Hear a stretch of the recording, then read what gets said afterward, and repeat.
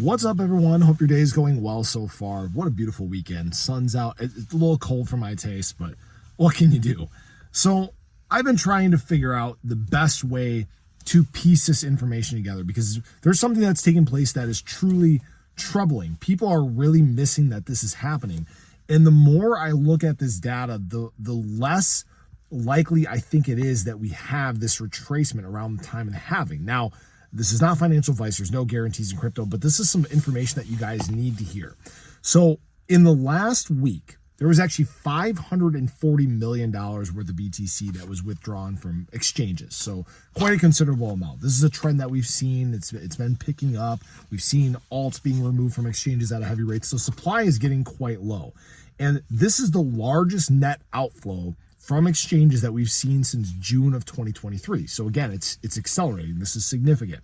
Now, what this means for BTC is that this is actually now the lowest amount of BTC supply we've had on exchanges since 2018. So in 6 years, this is the least amount of BTC available on exchanges at a time where the demand is significantly higher than what we saw in 2018. This is where things begin to get interesting. Now, in the last month, we've seen some transition happening with wallets. So we've actually seen people holding less than 1 BTC over the last month drop, 509,000 less wallets. People that hold between 1 to 1,000 BTC dropped, 1,237 less wallets holding BTC. But what has been picking up is the whales. The people that hold 1,000 BTC or more has actually increased 7.4% in the last month. All right. This is the fastest growth rate it's seen in the last 2 years. So basically what's happening is BTC over the last month hasn't really moved a ton, right? It's been pretty consistent in terms of price. So during this dip, while retail and lower holders are kind of not necessarily panicking, but taking some profits and dumping a little bit of their bags, the larger entities behind the scene are accumulating at heavy rates.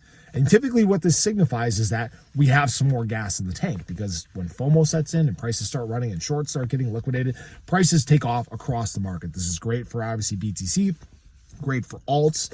And this is again what leads me to believe that once we get to the halving, we may not experience this pullback. It all depends on how long this data that we're seeing right now stays consistent.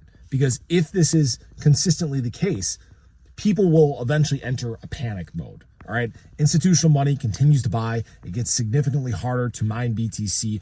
All these things, they piece together to create this picture that is this super cycle like we've talked about. Great for BTC, great for alts. Historically, what has happened in terms of alts comparison to BTC, gaining ground, gaining dominance versus BTC as the cycle goes on, I believe that continues to play out.